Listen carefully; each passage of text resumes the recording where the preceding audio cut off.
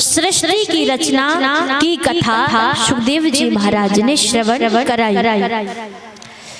इस धरा पर सृष्टि की रचना करने के लिए सबसे पहले पीपल के एक पत्ते पर श्रीमन नारायण हरि भगवान का सुंदर अद्भुत रूप प्रकट हुआ। उनकी नाभि कमल से ब्रह्मा जी का प्रकट हुआ। हृदय से भगवान भूतनाथ भोलेनाथ जी का प्रादुर्भाव हुआ। तो भगवान ने कहा, दो शब्द सुनाई पड़े, ता और पा। तप करो, तप करो। ब्रह्मा जी ने अखंड तप किया, महादेव भी तप कर रहे हैं। अंत में भगवान ने कहा कि सृष्टि की रचना करो। महादेव से जब सृष्टि की रचना करने के लिए कहा तो ऐसी विचित्र सृष्टि की रचना करी। को मुखहीन विपुल मुख काहू, बिन पद कर को बहुपद बाहू। किसी के 1000 हाथ हैं, किसी के एक भी हाथ नहीं। किसी के 5 मुख हैं तो किसी को एक भी मुख नहीं। कोई 4 पैरों से चल रहा है तो कोई एक ही पाँव से चल रहा है। नारायण भगवान ने देखा, बोले ऐसी सृष्टि की रचना तो बड़ी विचित्र है। तो भूत पिशाचों के जैसी रचना कर दी महादेव ने, तो उस सृष्टि को मान्यता नहीं दी गई। तब ब्रह्मा जी से कहा, ब्रह्मा जी के अंगों से 10 अंगों से 10 पुत्रों का जन्म हुआ। ब्रह्मा जी की गोद से नारद जी का जन्म हुआ। अंगूठे से दक्ष का, प्राण से वशिष्ठ जी का, त्वचा से भृगु ऋषि का, हाथ से क्रतु का, नाभि से पुलह का, कान से पुलस्त ऋषि का, मुख से अंगिरा ऋषि का और नेत्र से अत्रि ऋषि का, मन से मरीचि का, दाएं बाएं भाग से धर्म का और हृदय से कामदेव को जन्म दिया। दक्ष के यहाँ पर 16 कन्या हुई और जितने भी ये पुत्र हुए उन्हीं में से 7 ऋषियों को, 7 ऋषियों को ही सप्त ऋषि कहा जाता है। ब्रह्मा जी ने इस धरा पर सबसे पहले सृष्टि की रचना करने के लिए कश्यप और अदिति के यहाँ पर कश्यप ऋषि की 13 पत्नियां, जो दक्ष की 16 बेटियां हैं, उनमें से 13 बेटियों का विवाह दक्ष ने कश्यप ऋषि के साथ कर दिया।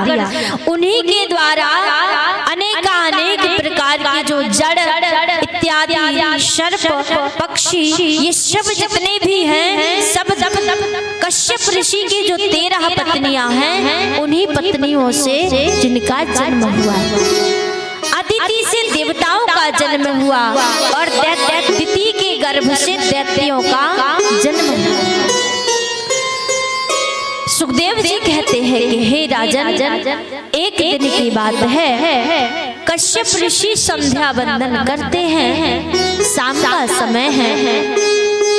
तो कश्यप ऋषि जब संध्या वंदना कर रहे थे उस समय दिति पुत्र की कामना लेकर के कश्यप ऋषि के पास आई और अपने मनोरथ को प्रकट किया कि महाराज मेरी इच्छा पूर्ण करें।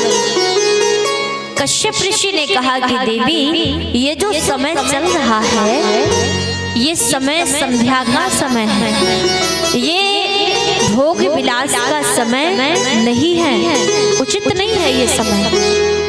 लेकिन दिति नहीं मानी। कश्यप ऋषि ने बार बार समझाया, आहारे जायते व्याधि गर्भ दुष्टाश्च मैथुने निद्रायाम हरते लक्ष्मी स्वाध्याये मरणं ध्रुवम्। हे देवी, 4 काम मुख्य रूप से हर ऋषि को संध्या वंदन के समय नहीं करना चाहिए। जायते व्याधि, शाम को कभी भोजन करना नहीं चाहिए। संध्या वंदन के समय जो भोजन करता है, जो आहार ग्रहण करता है, वो आहार नहीं बल्कि जैसे शिकारी किसी पक्षी को मार करके उसका भक्षण करता है, वो आहार उसी की भांति हो जाता है, शिकार की भांति वो आहार हो जाता है।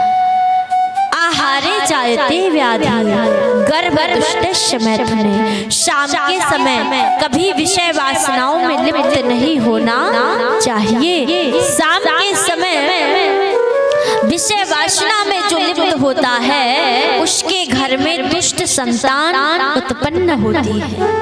राक्षस प्रवृत्ति की संतान उनके घर में जन्म लेते हैं। निद्रायाम हरते लक्ष्मी, जो शाम के समय संध्या वंदन के समय सोता है उसके घर की सारी लक्ष्मी समाप्त हो जाती है। शाम के समय ना तो विद्याओं का अर्जन करना चाहिए और ना ही विद्याओं का अर्जन किसी को कराना चाहिए। संध्या का समय केवल और केवल भगवान का भजन का है। इस समय हमको ये स्मरण रखना चाहिए, हमारे श्री ठाकुर जी बिहारी जी गौचारण करने के लिए गए हैं और वो गौचारण करा करके हमारे घर वापस आने वाले हैं। हमारी कन्हैया, हमारे गोविंद आने वाले हैं। तो शाम को अपने घर के बाहर दीपक प्रज्वलित करना चाहिए, दीपक जलाना चाहिए और भगवान के सुंदर सुंदर मंत्रों का उच्चारण करना चाहिए। हरे राम राम राम हरे हरे, हरे कृष्णा कृष्णा कृष्णा हरे हरे, ऐसे महामंत्र का जाप करना चाहिए।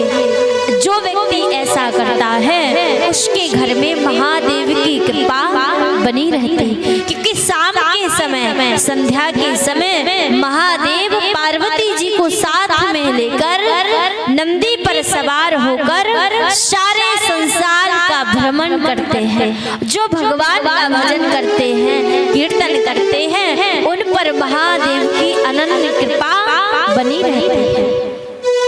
लेकिन दिति नहीं मानी और अंत में जब उनका मनोरथ पूर्ण हुआ तो दिति के गर्भ में राक्षस प्रवृत्ति की संतान का प्रादुर्भाव हुआ। कश्यप ऋषि ने बताया कि तुम्हारे पुत्र तो होगा तुम्हें, लेकिन राक्षस प्रवृत्ति का होगा। तो दिति ने अपने गर्भ में 100 वर्ष तक रोक के रखा।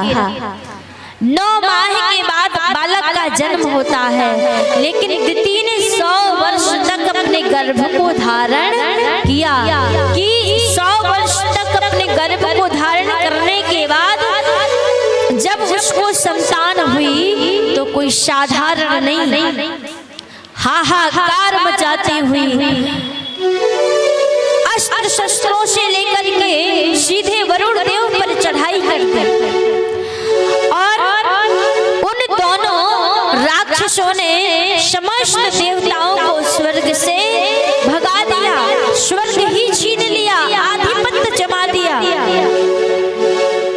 जिसमें से एक का नाम है हिरण्याक्ष और दूसरे का नाम है हिरण्यकश्यप।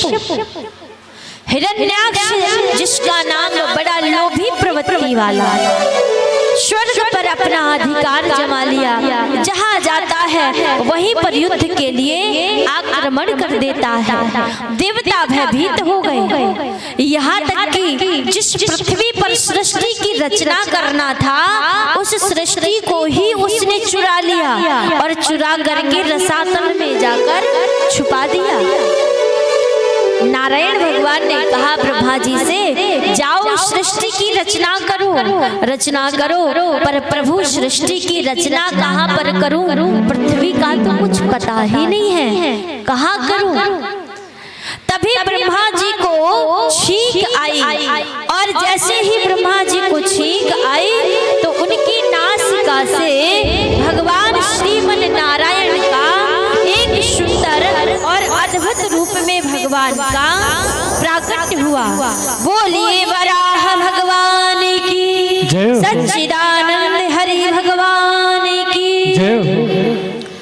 जिनका मुख सूकर के समान है, सुअर के समान जिनका मुख है, ऐसे भगवान श्रीमन नारायण का प्रादुर्भाव हुआ। और भगवान सीधे रसातल में शंख चक्र गदा पद्म लेकर के पहुंचे और वहां पर जाकर भगवान श्री नारायण ने हिरण्याक्ष ने जैसे ही देखा कि कोई महान योद्धा आ रहा है तो आक्रमण के लिए तत्पर हुआ। और जैसे ही आक्रमण किया तो दोनों में घमासान युद्ध प्रारंभ हो गया।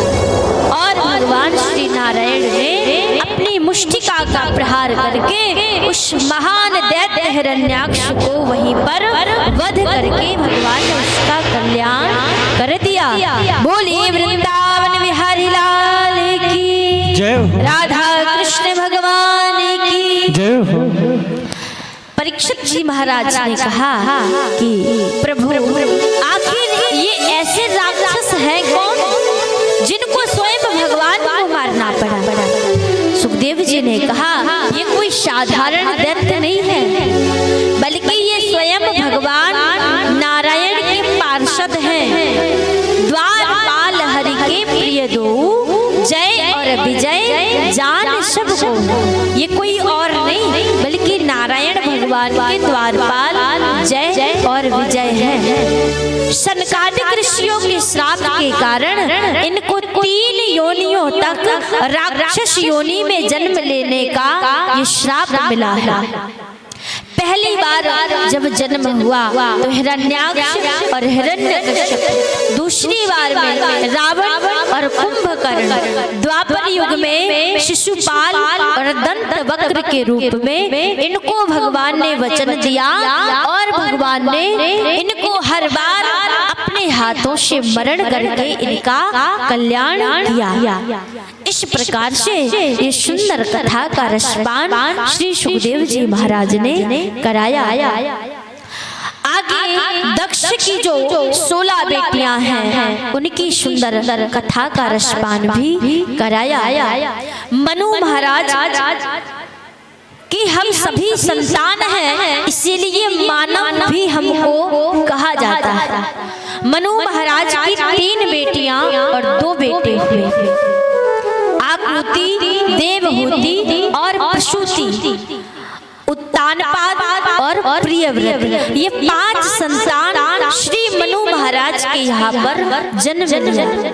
आकृति का विवाह रुचि प्रजापति के साथ हुआ, प्रसूति का विवाह दक्ष प्रजापति के साथ हुआ और देवहूति का विवाह करदम ऋषि के साथ संपन्न हुआ।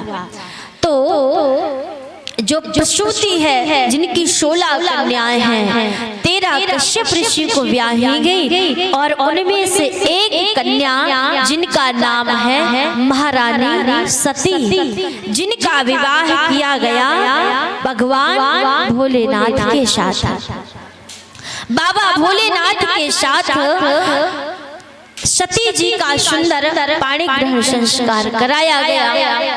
एक दिन की बात है कि बाबा भोलेनाथ सहित एक बड़ी सुंदर सभा लगी।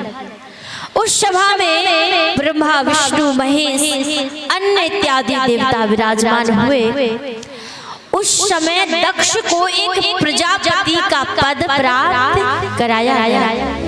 जब दक्ष को प्रजापति का पद प्राप्त कराया तो दक्ष ने बड़ी सभा लगाई और उस बैठी सभा में कि अब तो मैं प्रजापति बन गया हूँ, तो बड़ा इतराता हुआ अभिमान के वश में आया और उस सभा में जैसे ही प्रवेश किया तो सभी जितने भी वहां पर खड़े थे, बैठे हुए थे, सभी ने खड़े होकर उनका स्वागत किया कि अब तो महाराज हमारे प्रजापति बन गए हैं, हमारे यहाँ के राजा बन गए हैं, इसीलिए अब इनका सम्मान करना चाहिए। लेकिन उसी सभा में बाबा भोलेनाथ बैठे हुए, लेकिन भोलेनाथ ने खड़े होकर के उनका स्वागत नहीं किया। श्री सीताराम का ध्यान करते हुए बैठे हैं। जैसे दक्ष ने देखा कि मेरा ससुर ही मेरा सम्मान नहीं, मेरा दामाद ही मेरा सम्मान नहीं कर रहा है, मैं प्रजापति बन गया हूँ और मेरे दामाद ने मेरा इतना अपमान किया कि यहाँ तक कि विष्णु भगवान भी खड़े हो गए मेरे सम्मान के लिए, पितामह ब्रह्मा भी मेरे सम्मान के लिए खड़े हो गए, लेकिन मेरे दामाद भगवान शिव ने मेरा सम्मान नहीं किया। तो दक्ष ने भरी सभा में अपने दामाद यानी कि बाबा भोलेनाथ का अपमान करना प्रारंभ कर दिया। श्रूयताम ब्रह्म ऋषियो में सहदेवा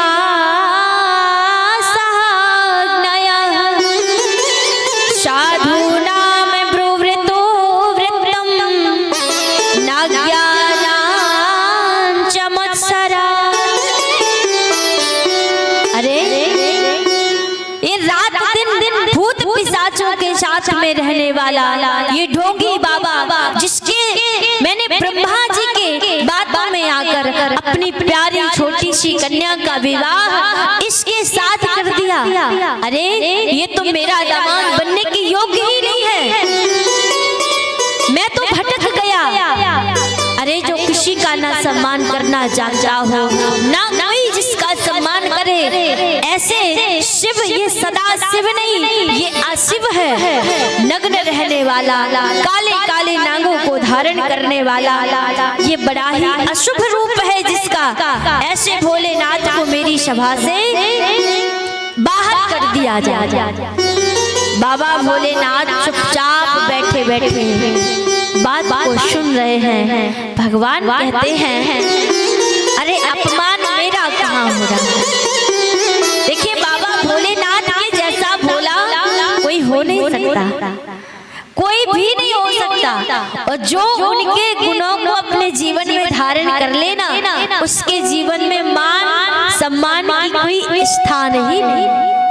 अच्छा मान अपमान किसका होता है? अपमान किसका होता है? जो सम्मान की चाह रखता है उसी का तो अपमान। अब जब हमें सम्मान की भूख नहीं है, कहीं जाओ कोई हमको बिठाए या ना बिठाए, जिसको सम्मान की चाह नहीं उसका कभी अपमान होता ही नहीं है। भोलेनाथ आराम से बैठे, बोले महाराज मुझे मेरा अपमान कर रहे हैं, पर इन काले काले नागों का विचारों का क्या दोष है, इनको क्यों बदनाम किया जाए। भोलेनाथ कहते जब किसी का कोई नहीं होता तो उसको मैं स्वीकार कर लेता।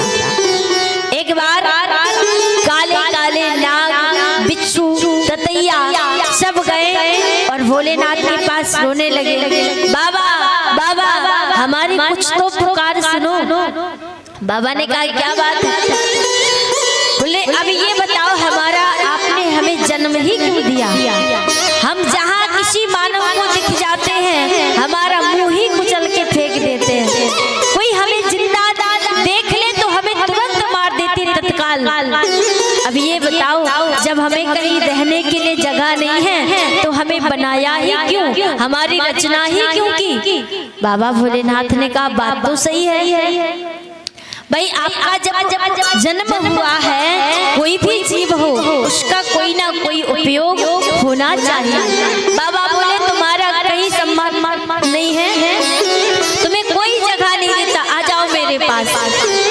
तो बाबा भोलेनाथ के पास आए तो बाबा ने काले काले नागों को गले में डाल दिया। भुजगेंद्र हारम, भुजंग यानी कि नागों को अपना हार बना लिया, बिच्छू को कानों में लटका लिया, सब अपने शरीर में सबको धारण कर लिया।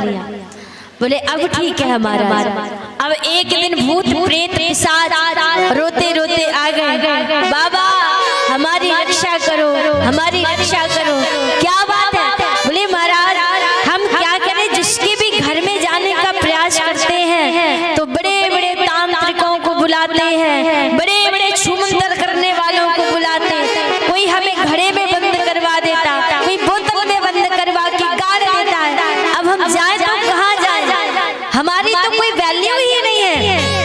बाबा ने कहा चिंता मत करो, मेरे पास आ जाओ।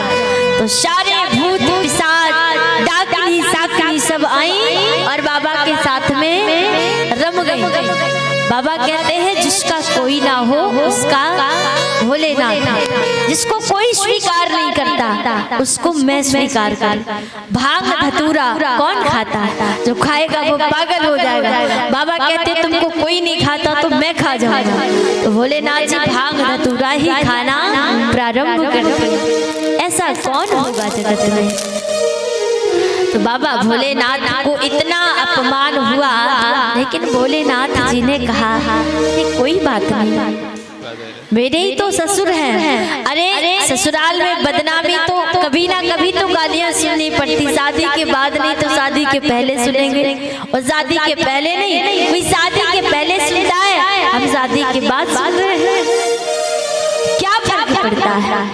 तो बाबा भोलेनाथ को न जाने कितनी प्रकार से अपमानित किया, लेकिन उसी समय नंदी महाराज से बर्दाश्त नहीं हुआ। एक संत ने कहा कि महाराज अगर आपको भोलेनाथ से इतनी ही खिन्नता थी, इतना ही दुर्भाव था, तो अपनी कन्या का विवाह उनके साथ नहीं करना चाहिए था। नंदी महाराज से जब बर्दाश्त नहीं हुआ तो नंदी महाराज ने भी एक संत ने श्राप दिया कि भगवान शिव को यज्ञ में कोई स्थान प्राप्त नहीं होगा। इन्होंने दक्ष का अपमान किया। तो नंदी महाराज को भी गुस्सा आ गया और नंदी महाराज ने भी दक्ष के जो अनुचर थे उनको श्राप देना प्रारंभ कर दिया। अरे दाढ़ी वाले बाबा तुमको लाज नहीं आती, महादेव को श्राप देते हो, जाओ हम तुमको श्राप देते हैं कि तुम्हारे जैसे जो ब्राह्मण हैं, जो आलतू फालतू बोलने वाले हैं, वो सब भिख मंगे हो जाए, लक्ष्मीहीन हो जाए। तो महाराज दक्ष के शिष्यों ने फिर से श्राप दे दिया, जाओ जितने भी बाबा भोलेनाथ के गढ़ हैं वो सब पाखंडी हो जाए, दूषित हो जाए।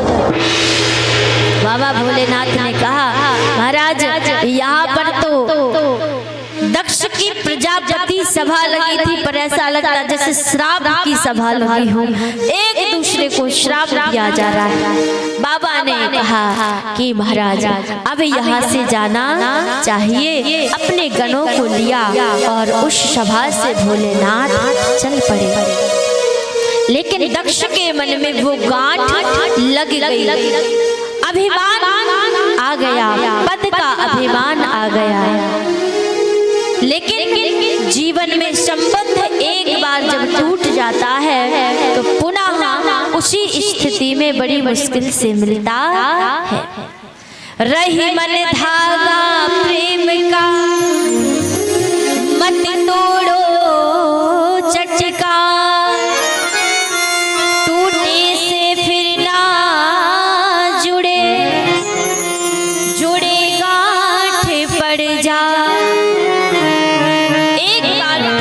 धागा जब टूट जाता है तो फिर वो दोबारा जुड़ता, और जुड़ जाएगा तो अलग पता चलेगा कि गांठ यहाँ पर लगी है। जब भी उस धागे को स्पर्श करोगे गांठ अपने आप ही। तो बाबा भोलेनाथ का अपमान करने के लिए दक्ष ने एक वाज पे यज्ञ किया, सभी को बुलाया, परंतु भोलेनाथ जी को उस यज्ञ में निमंत्रण नहीं दिया। अब ऊपर से सारे विमान जा रहे हैं, सुंदर सुंदर अप्सराएं नाचती हुई जा रही हैं, गायन करती हुई जा रही हैं। भोलेनाथ जी ध्यान में बैठे हैं, पर सती जी ने देखा, अरे सखी कहाँ जा रही हो बड़ी सज धज करके। माताओं की तो आदत होती है ना, माता सती भी माँ ही है, उनका वो भाव बदला नहीं। जैसे सखियों को देखा, अरे तुम कहाँ जा रही हो, और वो विमान भी इतना नजदीक लेके जा रहे हैं क्योंकि सब देवता जानते हैं कि दोनों की अनबन हो गई है, थोड़ा आनंद ले लो। नगाड़े ढोल बजाते हुए सब जा रहे हैं। तो माता सती ने जैसे पूछा, बोले अरे तुम यही ससुराल में बैठी रहोगी? तुम्हारे पिता ने कितना बड़ा यज्ञ किया है, तुम्हें अपने पिता की यज्ञ में नहीं जाना? सती जी ने जैसे सुना कि मेरे पिता के यहाँ यज्ञ हो रहा, दौड़ी दौड़ी महादेव के पास गई, चरण दबाने लगी। महादेव आपको पता है मेरे पिता ने कितना बड़ा यज्ञ का आयोजन किया, चलिए ना। महादेव ने कहा, देखिए तुम्हारे पिता ने सबको बुलाया है परंतु हमें नहीं बुलाया, और बिना बुलाए जाना नहीं चाहिए। वैसे तो 3 जगह छूट है हमें जाने, एक पिता का घर, एक मित्र का घर और एक गुरु का घर। पिता के घर में कोई आयोजन आप बिना बुलाए कभी भी जा सकते हो, लेकिन शास्त्र कहता है कि अगर कोई विशेष आयोजन हो, किसी का विवाह हो, कोई बहुत बड़ा यज्ञ हो, कोई बहुत बड़ा आयोजन हो, ऐसे समय पर अगर कोई आपको ना बुलाए, भले आपका पिता हो, भले आपका गुरु हो, मित्र हो, आप वैसे रोज पड़े रहो उनके घर पे, लेकिन विशेष आयोजन हो और आपको ना बुलाए तो ऐसे समय पर जाना नहीं चाहिए। सती जी, अरे बाबा महादेव जी, अरे ऐसा हो सकता, मैं सबसे लाडली बेटी हूँ, मेरे पिता मुझे कभी भूल नहीं सकते। कभी कभी ऐसा होता दूर दूर के रिश्तेदारों में अपने ही रह जाते हैं, तो पिताजी भूल गए होंगे, मुझे जाने दीजिए। परंतु बार बार बाबा ने समझाया और सती जी नहीं मानी। एक बार कैलाश पर्वत से बाहर गई, देखा बाबा सोच रहे होंगे कि सती मुझको लेकर नहीं गई, फिर दौड़ी दौड़ी आई, चलो ना बाबा। बाबा ने कोई उत्तर नहीं दिया। दूसरी बार फिर भी सती जी का मन नहीं माना, बाबा को मना लो एक बार तो शायद साथ में चलेंगे, पर फिर भी भोलेनाथ ने कोई उत्तर नहीं दिया। तीसरी बार सती जी गई, बोली मेरी इतनी बहनें हैं, इतना परिवार है, जब से विवाह हुआ किसी से भेंट नहीं हुई, आज जाकर यज्ञ में सबसे भेंट करूंगी। तो विफलता छा गई, तो नंदी गणों को साथ लिया और अपने मायके पहुंच गई। लेकिन जैसे ही पहुंची तो जितनी भी बहनें हैं उनके घर में आगंतुक जो आए हैं सब सती को देखकर हास्य परिहास करने लगे। तुलसीदास जी महाराज कहते हैं, आवती ही हर से नहीं, आवती ही हर से नहीं, नैनन नहीं शने, तुलसी तहा न जाए, चाहे कंचन वर्षे में, तुलसी तहा न जाए, चाहे कंचन वर्षे में, चाहे हीरे जवाहरातों की बरसात क्यों ना हो, जब आप कहीं जाएं तो जरूरी नहीं कि कोई मुख से ही बयां करे, आइए बैठिए, स्वागत है, वेलकम है, मुख से कहने की जरूरत नहीं। हम कहीं जाएं, नैनों में ओजस्व ना हो, प्रसन्नता ना हो दिल में, हमारे जाने पर उनके घर में उत्सुकता ना हो, वहाँ पर कोई हर्ष ना हो। तुलसीदास जी कहते हैं ऐसी जगह पर कभी मत जाओ, चाहे वहाँ पर हीरे जवाहरातों की बरसात क्यों ना हो। सती जी गई, सभी बहनें उपहास करने लगी। केवल माँ एक ऐसी थी, माँ तो माँ होती है, माँ ने अपनी बेटी को हृदय से लगा लिया। जब से ब्याह हुआ पहली बार आई, बड़ी विलाप करने लगी, सती जी को हृदय से लगाया।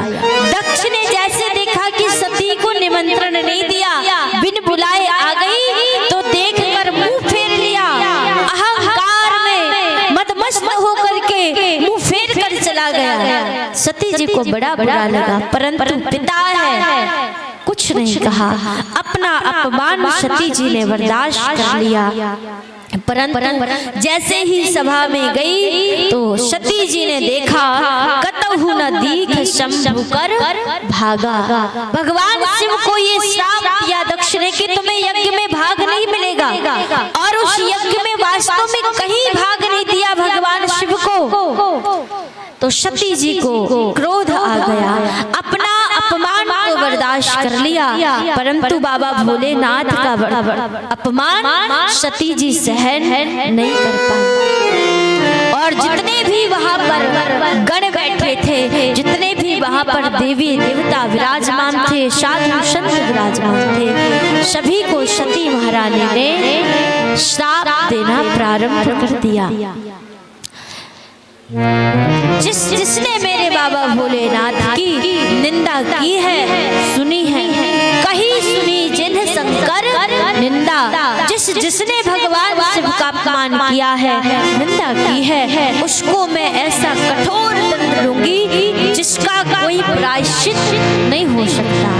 और सती जी ने कहा, विचार किया, बाबा ने मुझे मना किया था मत जाओ, और ये बात भोलेनाथ पहले बोल चुके थे, सती जा तो रही हो लेकिन संभल के जाना, हो सकता है कि तुम फिर वापस कभी ना आओ।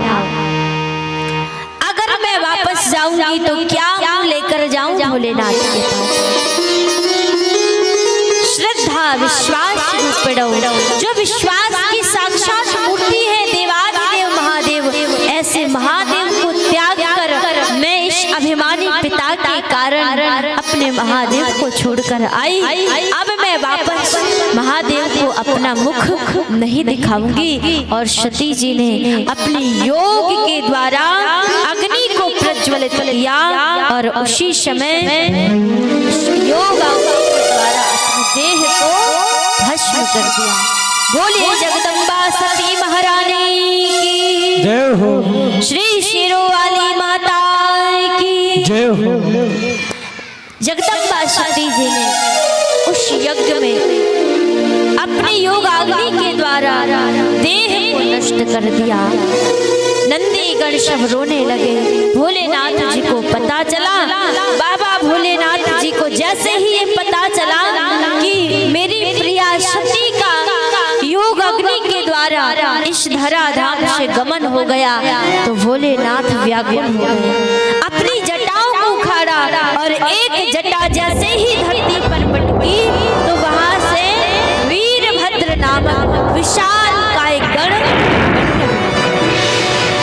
और उसको आदेश दिया भोलेनाथ ने, जाओ जितने भी दक्ष की सभा में आए हैं सबको उचित दंड दो, और जाकर के भृगु बबंध मणि मान वीरभद्र प्रजापति, भृगु ऋषि की दाढ़ी उखाड़ दी, उषा के दांत तोड़ दिए, जितने भी वहां पर साधु संत गण बैठे थे सभी को वीरभद्र ने खंडित कर दिया, और दक्ष का शीश काटकर यज्ञ कुंड में हवन कर दिया। अंत में भोलेनाथ आए, उन्होंने माता सती के उस शव को उठाया और ले चले। समस्त देवताओं ने जैसे देखा बाबा भोलेनाथ अगर मोह के बंधन में बंध गए, अनर्थ हो जाएगा, तो सुदर्शन चक्र के द्वारा सती जी के उस मृत देह को इस प्रकार से विभाजित किया कि महादेव को पता ना चले, उसका भान ना हो।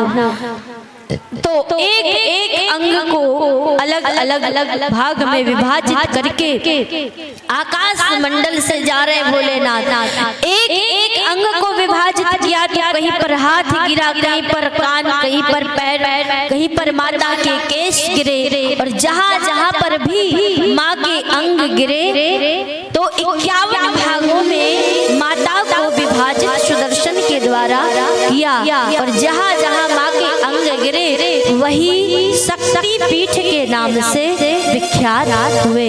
51 शक्ति पीठ हमारे इस धरा पर हैं, वो माँ के अंगों के द्वारा ही उन स्थानों का निर्माण हुआ। बोले बाबा भोलेनाथ की जय हो। और आगे बाबा ने दक्ष का सिर पर बकरे का शीश लगाया। तू बार बार मैं करता है, तेरे अंदर अहंकार है। जहाँ मैंने ये किया, मैंने वो किया, जिसके अंदर मैं आ जाता है उसका नाश अवश्य होता है। लेकिन उस मैं को नाश करने के लिए बाबा भोलेनाथ ने दक्ष का शीश ही काट दिया और बकरे का शीश लगाया। अंत में बकरे का शीश लगा करके ही दक्ष ने दोनों हाथ जोड़कर भोलेनाथ जी की प्रार्थना की। आइए प्यारा सा भजन